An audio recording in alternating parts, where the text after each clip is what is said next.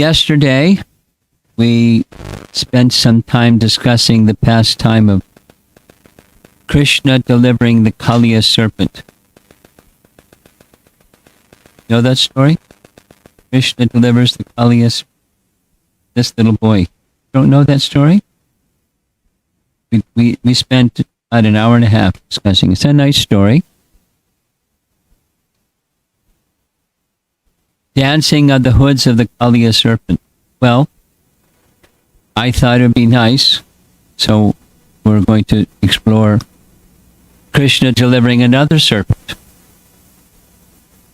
Only this time it's a big python. You know what a python is? Python? Python. Python. The snake, the type of snake. It's a snake that eats creatures. Sometimes pythons swallow horses. Sometimes they swallow alligators.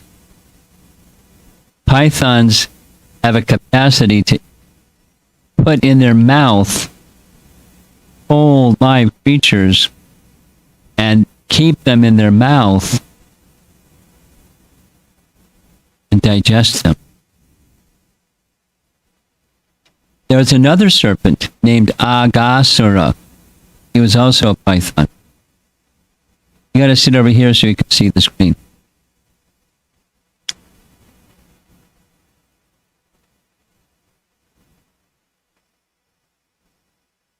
So with the Kaliya serpent, we don't know what species he was, but he had many hoods. Like sometimes cobras have many hoods. You know what a cobra is?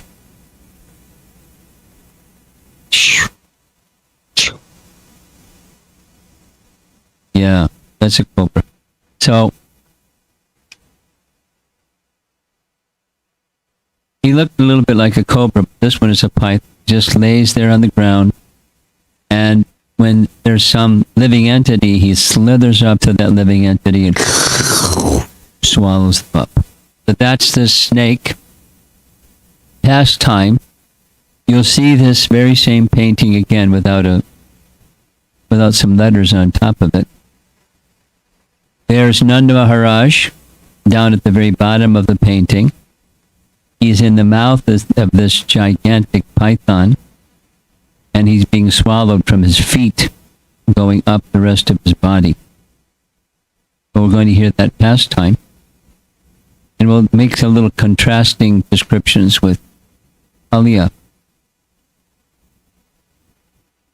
Shukadeva Goswami is describing, one day, the cowherd men eager to take a trip to worship Lord Shiva traveled by bullock carts to Ambikavana. It's going to tell us where that is. Short.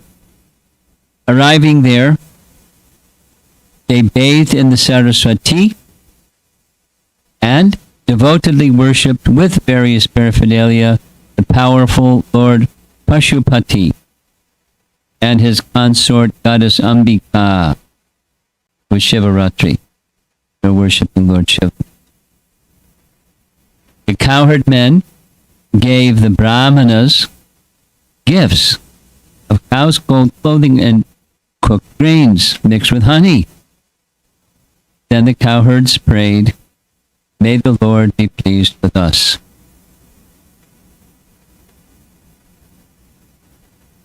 So it may be a little surprising that the residents of Vrindavan are worshipping demigods, but after all, in the evening class, we heard they were preparing to worship Indra. And so many of you may know that Radharani worshiped the sun god. And many of you know that the young gopis, wanting Krishna as their husband, they worship Katyayani. What's going on? These are Brajvasis. They're Krishna's devotees. So the answer is when they were worshipping these devas and devis, they were worshipping their spiritual counterpart, not the material counterpart. Because those that have material desire, as we know from Bhagavad Gita, kamaistai hritigana prapadyante anya devata. Anya devata, various devatas are the objects of worship of those who have kama or material desire. But who do people worship who don't have material desire? They worship the personalities in the spiritual realm. For example, the gopis that were worshipping Katyayani, it's described directly in the Bhagavatam, they were worshipping the internal potency. Because it's only by the internal potency that one can have access to Krishna. So they were worshipping the internal potency, not with a material desire, but with spiritual desire. So here is another example. They were worshipping Sadashiva, who was a form of Lord Vishnu. This is what our acharyas are explaining. Now, the Shiva Tattva, the truths about Lord Shiva, are a little complicated. But to explain it something complicated in a simple way, Lord Shiva has different features or different aspects of him. And one of those features is a form of Lord Vishnu in the spiritual world named Sadashiva. And most persons who are worshippers of Shiva aren't worshipping Sadashiva, nor are they worshipping the Shiva who is found in Shivaloka. Where's Shivaloka? Shivaloka is beyond Devidam.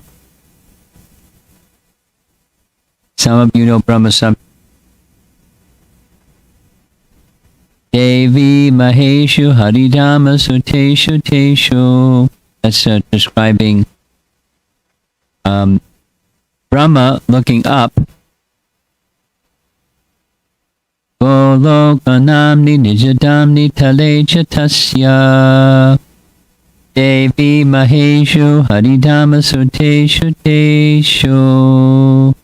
Te Prabhava Nihitas Vihitas Govindamadi Purusham Tamaham Kamin.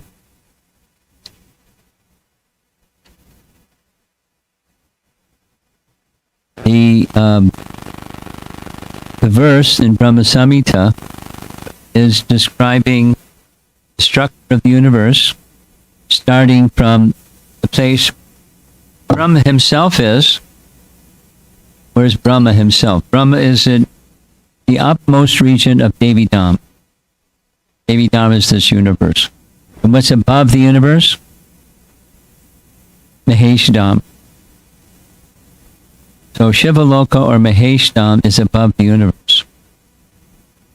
And above Shivadam is Haridam. That's the abode of Lord Hari. And above the abode of Lord Hari, Golokadam. That's what Brahma Samhita teaches us. So most people are worshipping Lord Shiva as a personality who delivers material desires within this material realm of Devidam, and his abode in this material realm is Mount Kailash. Where's Mount Kailash in this universe? It's described that Mount Kailash is one of the mountain garden areas of Kuvera. Kuvera is a treasure of heaven, and he has abode in the heavenly realm, and he has this gorgeous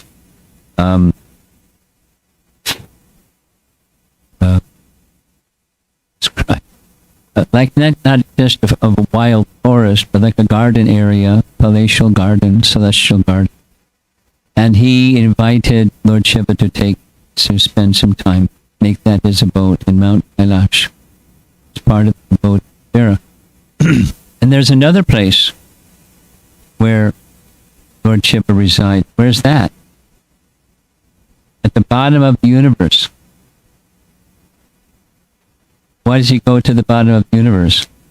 After, in the third canto of the Bhagavatam, it's described, when Lord Shiva appeared from Lord Brahma, he manifested himself in 11 Rudras. 11 Rudras. They were ready to devour Brahma. And Brahma said, please stop. Go to the lower part of the universe and engage in austerities. When it's time to destroy the universe, I'll let you know.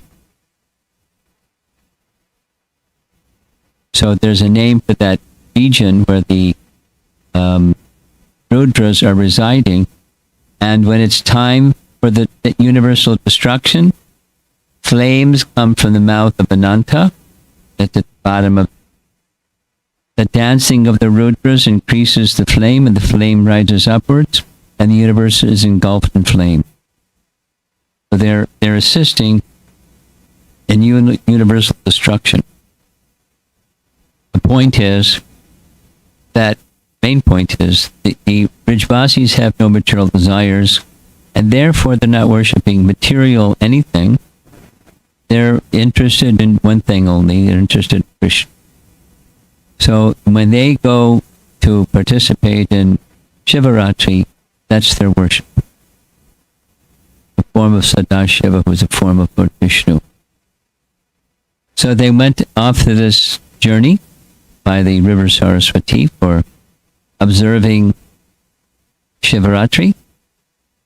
And we see in this painting, there's this giant, immediately giant serpent, swallowing Nanda.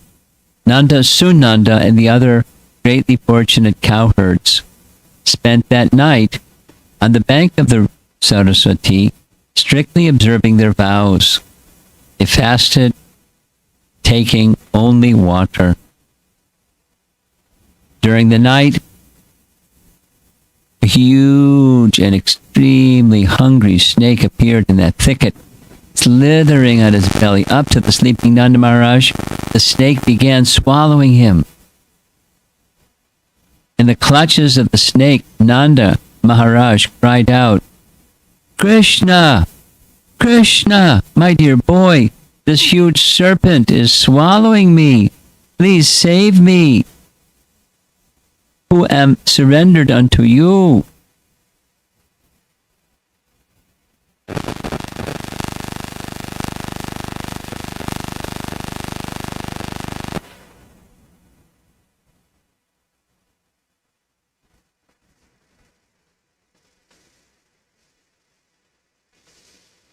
Okay, so here's a role reversal.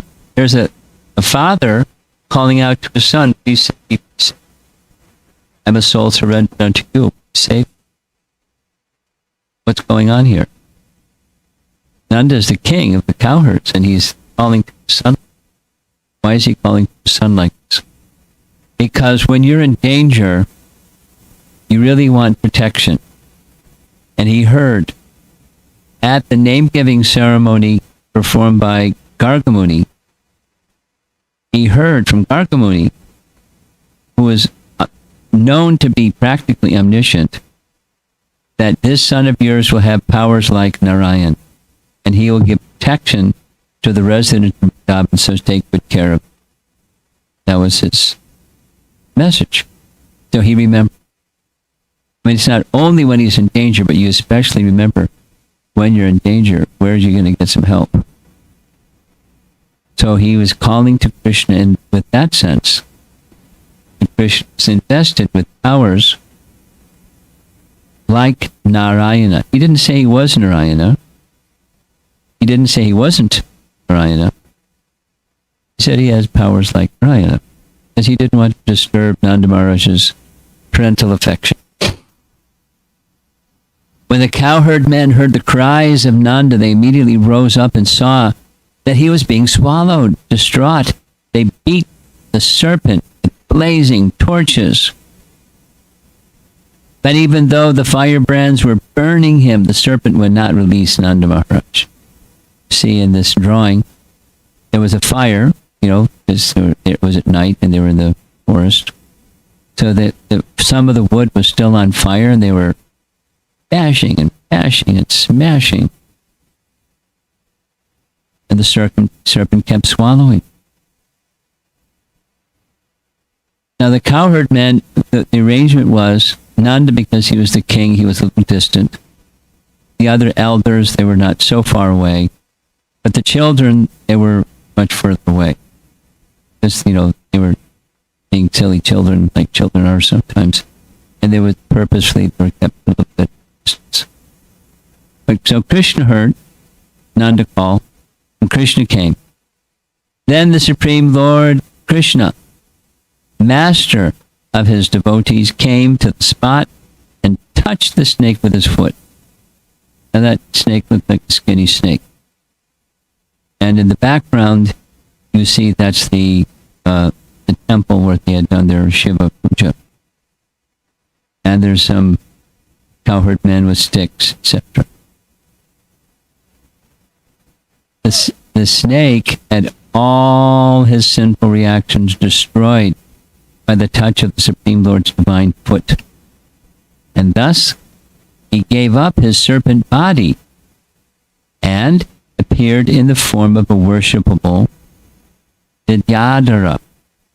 Now we're going to explain it shortly what's a Vidyadhara. But you can see from the painting, he's a celestial, effulgent, ornamented, fancy garments and so forth personalities from the heavenly realm, or from the Bhuvar Loka realm. That's where the Vidyadharas reside. He came right out of the body of that snake. The Supreme Lord then questioned this personality who was standing before him with his head bowed, his brilliantly effulgent body bedecked with golden necklaces. This is a very nice painting. I think it's a Pushkar painting. Krishna is putting his left foot on the body of the serpent, and just by touching the serpent's body, he's become purified. Now we're going to hear he became purified even before Krishna touched him, because he saw Krishna. And even before he saw Krishna, he was purified by the touch of Nanda Maharaj's lotus feet, because he started swallowing him from the feet. That's why you can see his head. You swallow his head first. He swallowed it from feet first. So he's got lots of purification. Lord Krishna said, "My dear sir, you appear so wonderful, glowing with such great beauty. Who are you? And who forced you to assume this terrible body of a snake?" Then he tells his story. The serpent replied, "I am the well-known Vidyadhara, named Sudarshana. I was very beautiful, opulent, and I used to wander freely in all directions in my airplane. Once, I saw some homely sages of the lineage of Angira Muni. Proud of my beauty, I ridiculed them. Because of my sin, they made me assume this lowly form.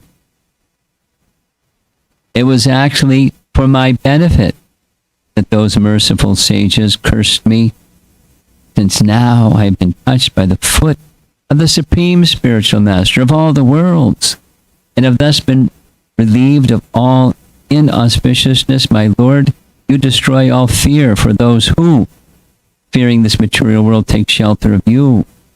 By the touch of your feet, I am now freed from the curse of the sages, O destroyer of distress.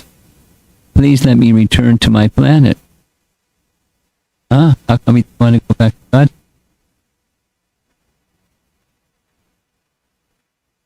And Kalya went back to Godhead. Well, first he went back to this place, but he went back to God. So, this is a little puzzling, isn't it? He was attached to his heavenly opulence, and our acharyas explain this way. He, having been purified by the touch of Nanda's feet, by the glance of Krishna as Krishna was approaching him, and by the touch of Krishna's feet, he got triple mercy. He now had attained devotion to Krishna, and he wanted to go back to his Vidyadhara Loka to give the good news, go and Sankirtan him, to give them the message of bhakti. Because that's how one can take up bhakti, is by getting it or receiving it from one who has received it. So that's what our acharyas say. But another very interesting thing about this pastime is Krishna didn't have to dance and dance and dance for hours and smash his hoods. He just touched his foot.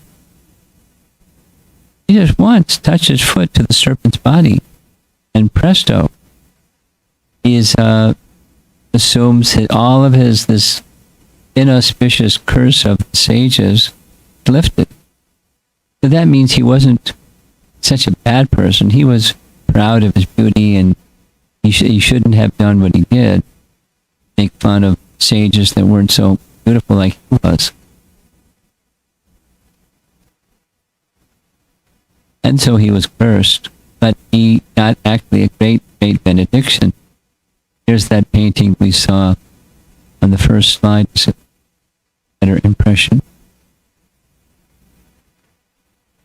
Oh, Master of mystic power, oh great personality, oh Lord of the devotees, I surrender to you. Please command me as you will, O Supreme God, Lord of all lords of the universe. O infallible one, I was immediately freed from the Brahmana's punishment simply by seeing you.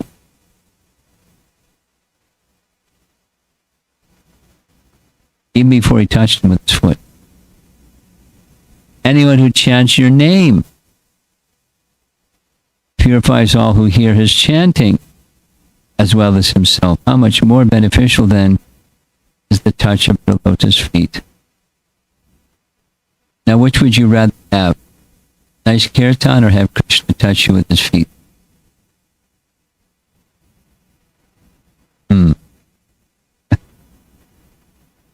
Take your purification. It's your favorite purification. Now, what we're hearing, this I find it interesting. Way in the beginning of the first canto, and in every other canto, there's emphasis on the holy name. After all, this is Kali Yuga, and in Kali Yuga, that's the primary means of purification. Even if you're in the body of a serpent, hearing the holy name, or seeing the merciful glance of the Lord, being touched by the lotus feet of the Lord, or his devotee, there's immense purification. But, if we don't have those other options, we certainly have the option of holy name. Anyone who chants your name purifies all who hear his chanting, as well as himself. Thus, receiving the permission of the Lord, the demigod Sudarshana circumambulated him. Now, mind you, the Brijbasis are all watching this and hearing this, and they're wondering, like, what's going on? Just a little boy. He's getting this worship of this celestial being. Came out of the body of a serpent. He bowed down to offer him homage, and then returned to the heavenly planets. Nanda Maharaj was thus delivered from peril. The inhabitants of Vraja were astonished to see the mighty power of Sri Krishna. They then completed their worship of Lord Shiva and returned to Vraja, along the way respectfully describing Krishna's powerful acts. So we're going to take a little look at where Vidyadhara Loka is. This is a little lesson in Vedic cosmology. I hope you enjoy it. This is a two-dimensional drawing of the planetary systems that go in a vertical direction.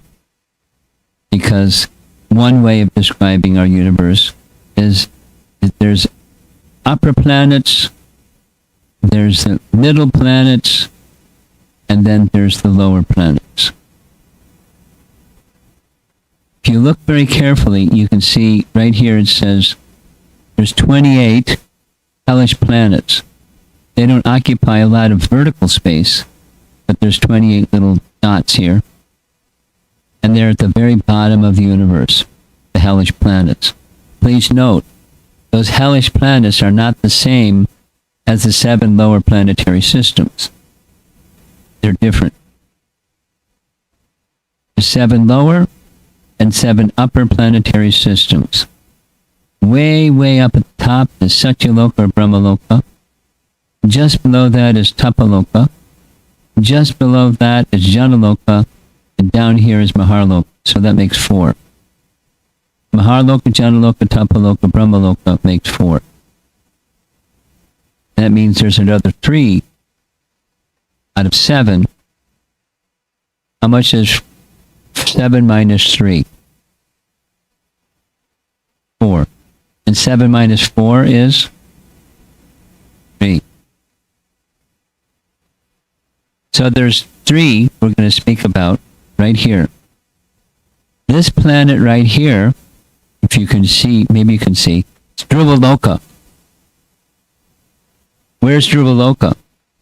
Dhruvaloka is in the highest position above all the heavenly planets. That's where Dhruvaloka is. But it's below these 4. That's where Dhruvaloka is. And just below Dhruvaloka is the planets of the 7 sages, Saptarishis, or the Big Dipper in our English language. Big Dipper. There it is, Saptarishis right there, Saptarishis. And then below the Saptarishis are other heavenly planets going down: Saturn, Jupiter, Mars, Venus. Then here's the 28 nakshatras. What are nakshatras?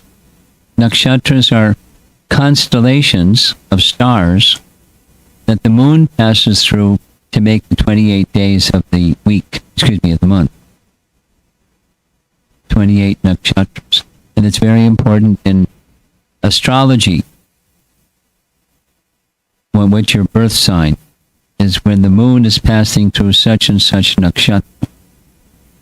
That's your birth sign. And then below those nakshatras, that's where the moon is. And below the moon is where the sun is.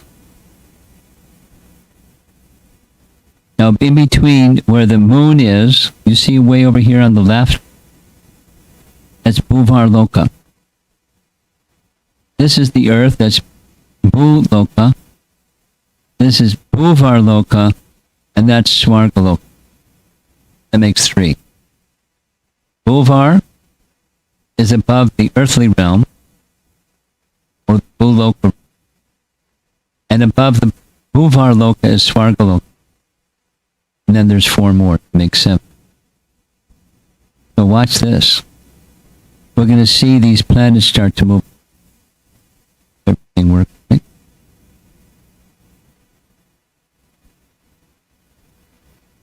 Not working right.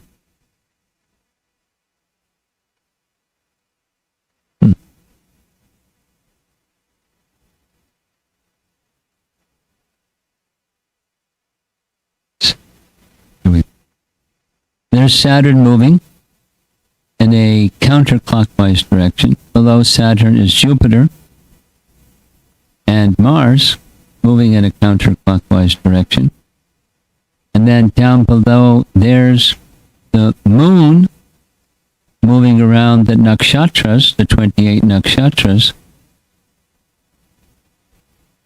And there's also the sun. The sun planet looked like the stationary, but it's moving. And notice which one is moving faster. Is the sun moving faster or is the moon moving faster? Huh? Well, those of you that know Vedic astrology or astronomy, which moves faster, the sun or the moon? Sun.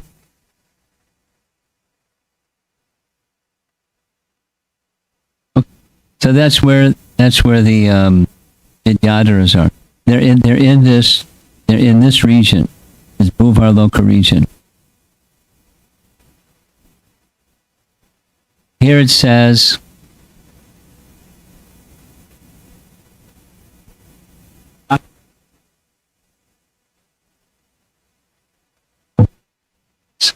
and Charanas and the Gandharvas and Vidyadharas, they're in that same region. That's the structure of the universe. And these things out here, that's the layers of the universe. Okay.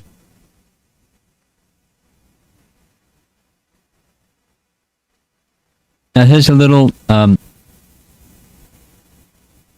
persons who are impersonalists, little lesson. Persons who are impersonalists, they don't acknowledge the personal form of God. Rather, they like to think of themselves as God. You know, God and I are one. Or there's varieties. I am that I am.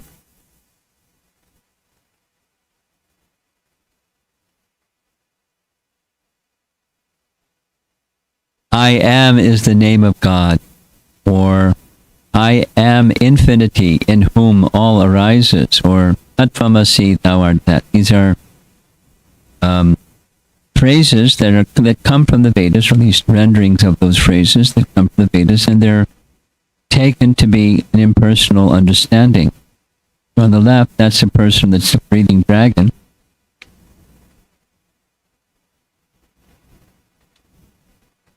And there's a way to tame breathing dragons. That's on the right side. Krishna consciousness comes out the mouth of the dragon instead of flames. And that's where the spiritual authority connects with the dragon and tames the dragon. So instead of impersonal messages come out, Krishna conscious messages come out. I'll skip this one. So the message with the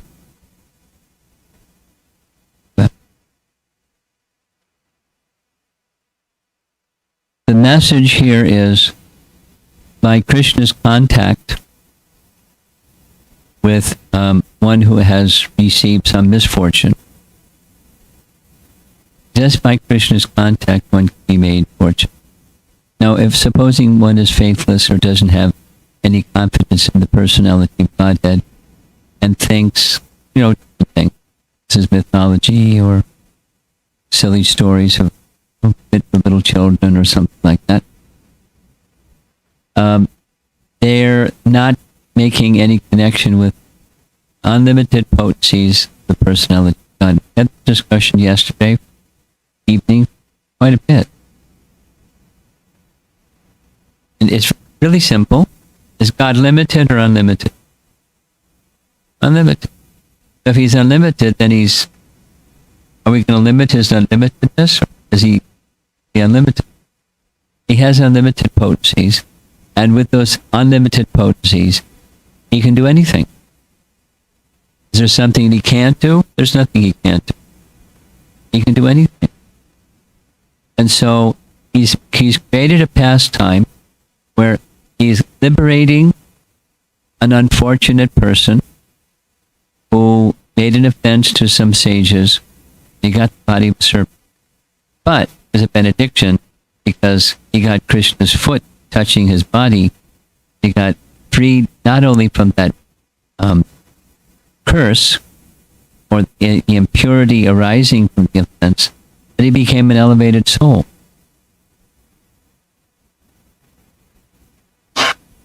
And Krishna was also giving an opportunity for his devotees to feel some danger. And then when there's danger, what happens? The intensity of depending upon Krishna grows. So dangers come from time to time, even in the spiritual world. even in Krishna's pastimes, dangers come from time to time, just like yesterday. Danger of the torrential rain of Indra, etc., etc. Dangers may come, and when danger comes, it intensifies one's shelter-taking in Krishna. So we're not impersonalists, we're personalists. We have faith that Krishna will give us protection. I'm just reading something about Bhaktivinoda Thakur, so to make it more current than Krishna's pastimes in Vrindavan. There was an incident in Bhaktivinoda Thakur's life where he found that the king was stealing money from Jagannath's treasury. And he was fearless, so he told the king, it's clear that you've stolen the money, so you have to pay back.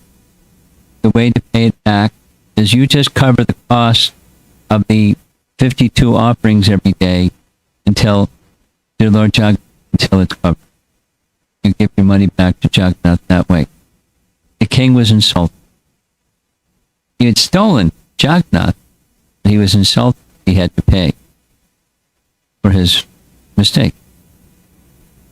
So what the king did was he hired 50 brahmanas to do a death threat to Bhaktivinoda Thakur. At the end of the third day, Bhaktivinoda Thakur was to die, fall dead.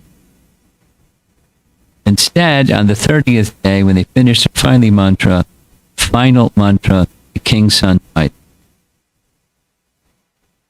Because when you have those kinds of yajnas, if it's bad stuff, it's got to go somewhere. It's got to go somewhere. So, like the fiery demon that Durvasa Muni released to get Maharaj Ambarish. And there's other examples in the scriptures. It's got to go somewhere. And when it couldn't go for Maharaj Ambarish, Durvasa Muni was in trouble. So, Bhaktivinoda Thakur wrote about that incident, saying, I had no worries at all. Although people may from time to time make death threats, I was certain that would be my job. So, we're not likely to be swallowed by a big python. And it's actually a Vidyadhara who's first like. So, dangers come, and the position of devotee is confidence, Supreme Lord's protection. That's the nature. But when it's happening, you may call out, Krishna, I've depended upon you. Please protect me. That's nice.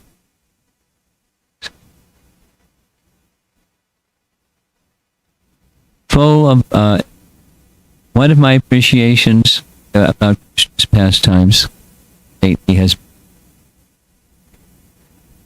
he's stimulating love, and stimulation of love comes in the form of various mellows or rasas or tastes, and it's something like a river, where the waves of a river, the movement of the water in a river, keep flowing and flowing and flowing, and sometimes you see the waves go up, and sometimes those waves crash with another wave. He's moving this way, that way. It's always flowing, always flowing. So Krishna's pastimes, similarly, are moving from one exchange with his devotees to another exchange, to another exchange, another exchange. And it's constant flow. A constant flow. And he's enjoying that they're enjoying that he's enjoying, and it just keeps moving.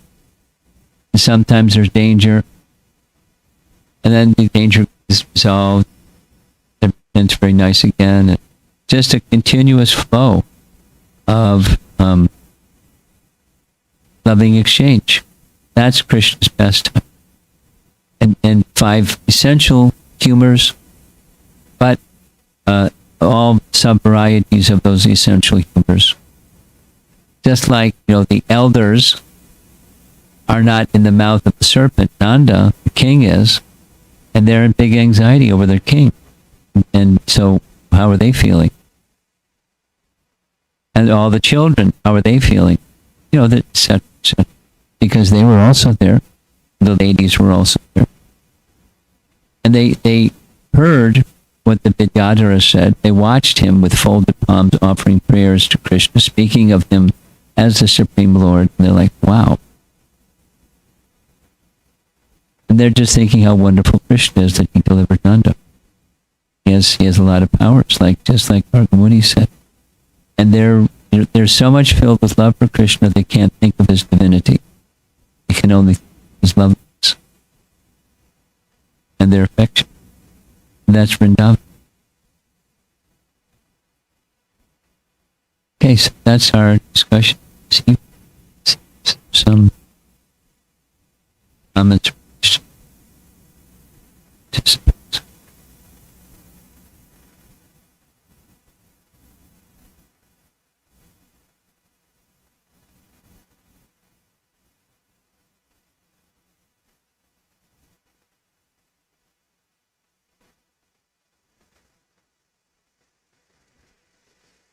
Had some in his car.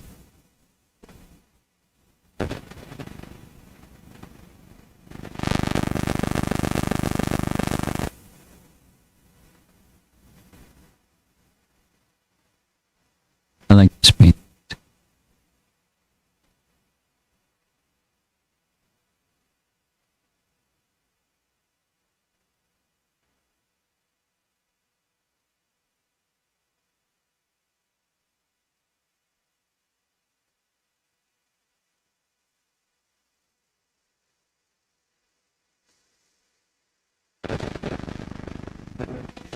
You like it?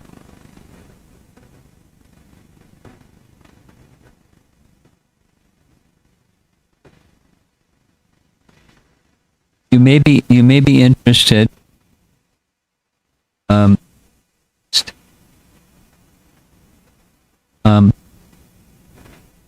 So a while ago in Chicago, I was asked to do an overview of the first 6 of Bhagavatam. Included in the first 6 cantos of Bhagavatam is 5th canto of Bhagavatam. And from chapter 16 to 26 of the 5th canto, it's Vedic cosmology. And this particular graphic is part of that. There's many others. So it's recorded. You can find out, I can correct you how to find out where it's recorded, and you can watch and study. I had some feedback from people that they're taking Bhakti by Bhav, or Bhakti Shastri.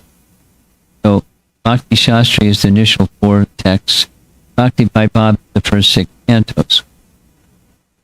Studying the first 6 cantos, they got to Vedic cosmology, they didn't understand what was going on. They read it, but they said, just 3 of them report that being studied, they couldn't understand it, but the explanation made it much more understandable. Still technical and terminologies and things. But it's my friend did it. I like this.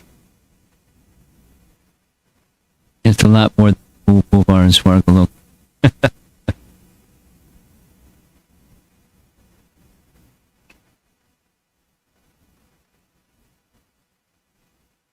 We came across one just yesterday in the Govardhan Leela. Is when Govardhan descends, take part at class, Govardhan Puja. Okay. When Krishna came, along with him came, or in advance of his coming, Govardhan Jamuna cows, they appeared on earth to participate with him in his pastime.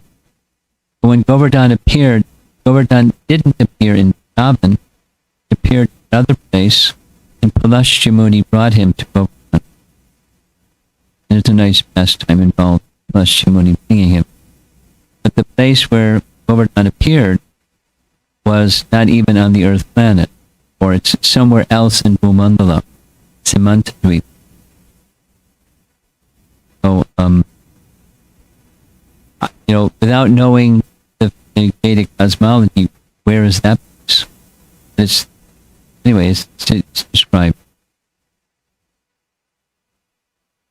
Here's something that I find interesting.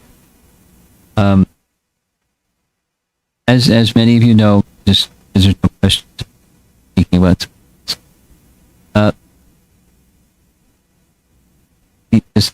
I visit China.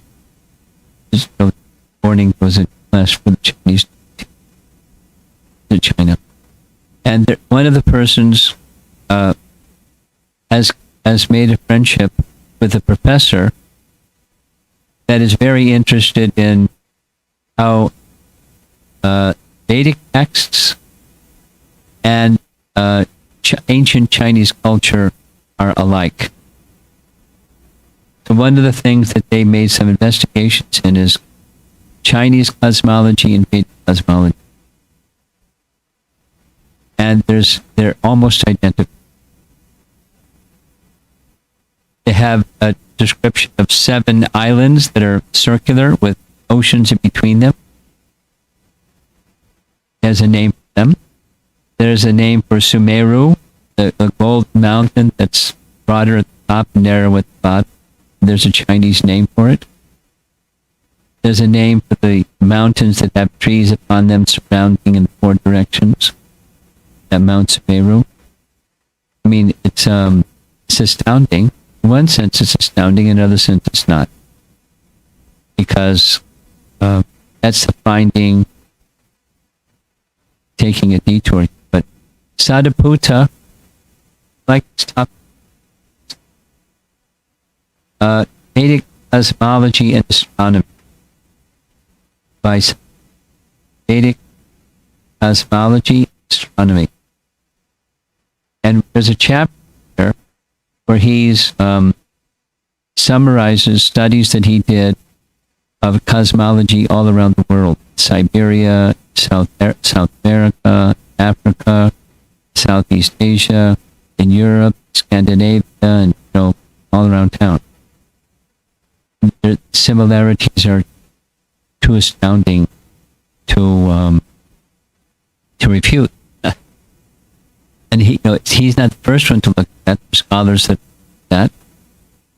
And they came up with there's 3 possible explanations. One, it's just an accident. That's all like. 2, the DNA and RNA of humans just wired to come up with cosmology. It's like not too like. And the third is, once upon a time, there was a culture that spread out over the whole world, therefore similar cosmologies. I don't like them, but it's more plausible.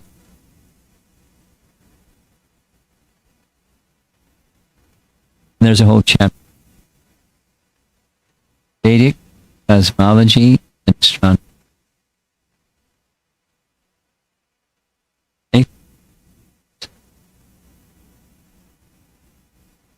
Should I give the microphone?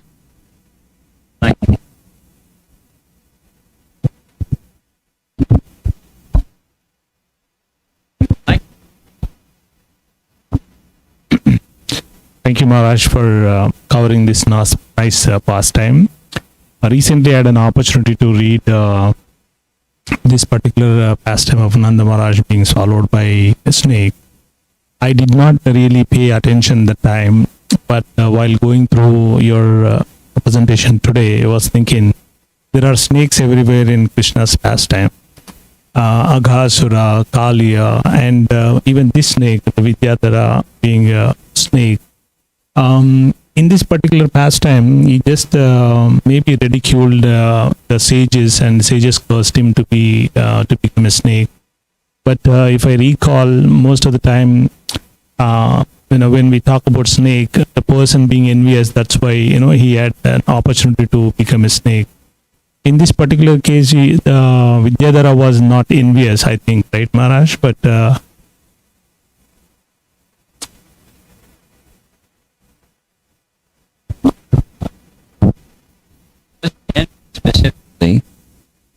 but it was a Brahmana aparad. Take first some other way.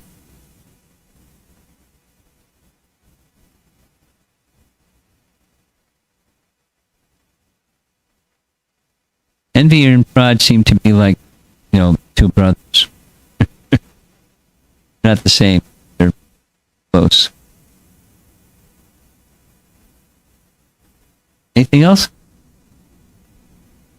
Okay. Oh, yeah.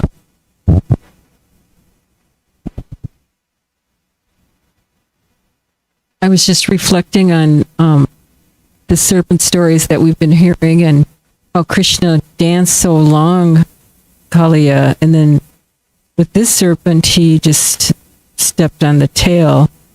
Was Kaliya more fortunate to have Krishna dancing longer?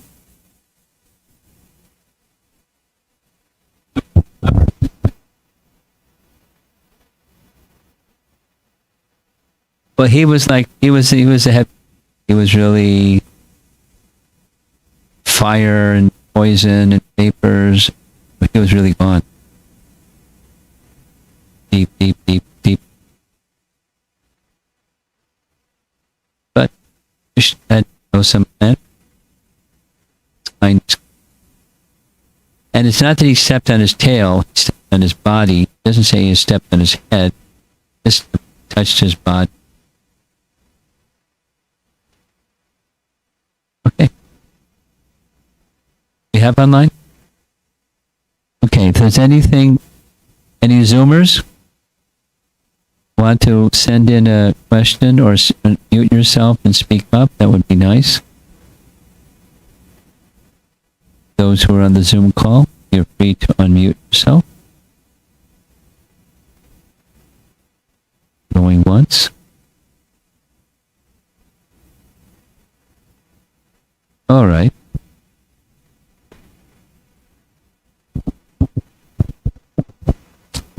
In general, those who have attended here, and in general also those who come to little bit devotional programs, they feel that I do little bit of chanting, I do little bit of devotional service, puja, maybe prepare prasadam and distribute and all.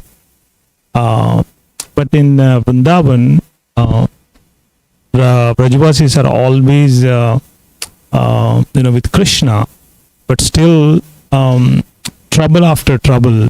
There are numerous troubles to Brajavasis, including Lord Indra pouring torrents of rains and all that. How do we understand, Maharaj? Even though Krishna was there with them, but still problems after problems. But whereas for us, we do, especially we general people, would do a little bit of service, and a small problem comes. Why Krishna puts us into trouble? So Hare Krishna. Because this question, I also facilitate classes a little bit here and there. People ask this question, very regularly. Why devotees goes through these problems, and of course, we are not devotees yet, but people feel that way, including myself. So, Hare Krishna.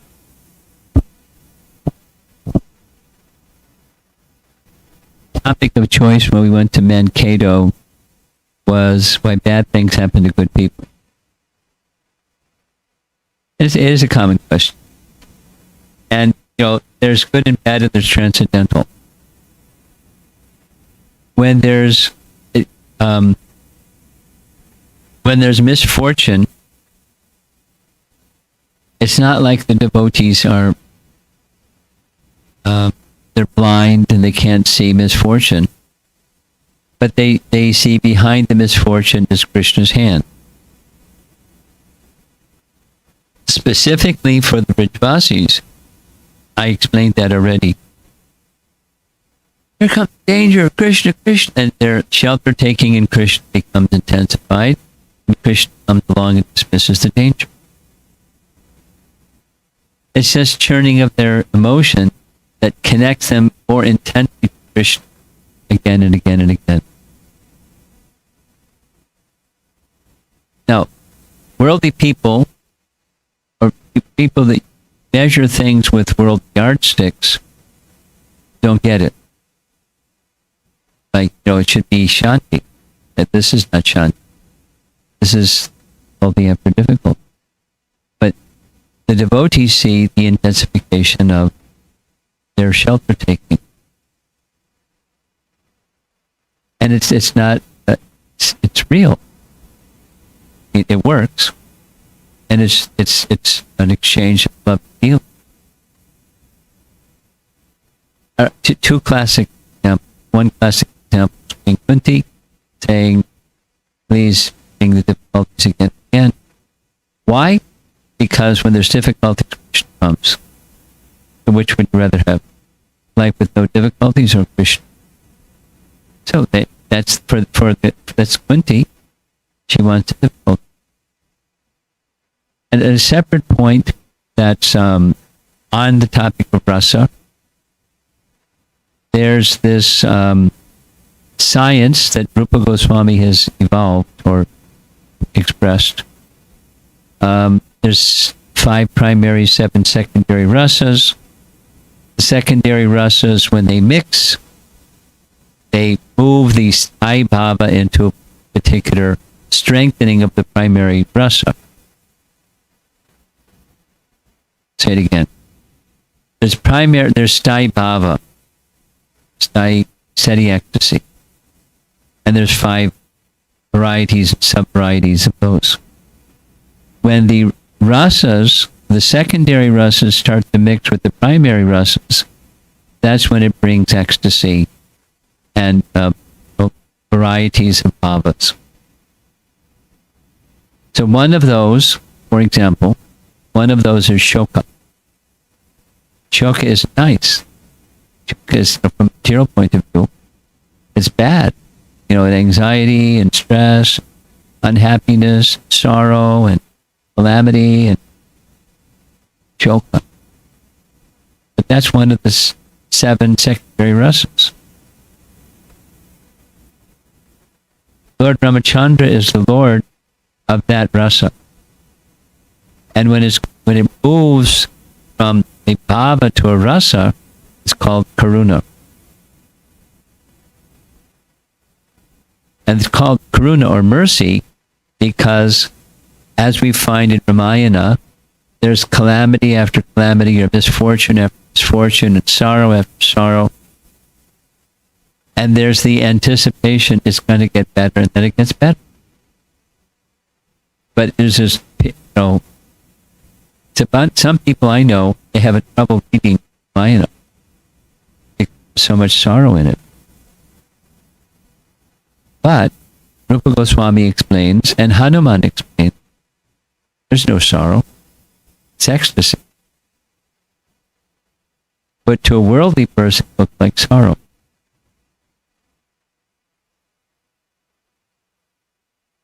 It's transcendental ecstasy. It's a nourishing of the primary rasa by the secondary rasa. And then it moves, then it becomes something else, and then that moves and becomes something else. Waves keep moving and keep moving. But the primary rasas are the sthai bhava stays, steady ecstasy stays, and the rasas keep moving and moving. And it's just an enhancement of and strengthening of and nourishing of the primary relationship with Krishna. That's the spiritual world. The goal is not to get motionless. Have no motion, become placid. The goal is to become very devoted to the personality of God who is the ocean of rasa. So, have your eyes wide open, your lights on, and be prepared for varieties of loving exchange, because there's varieties. It's not boring at all.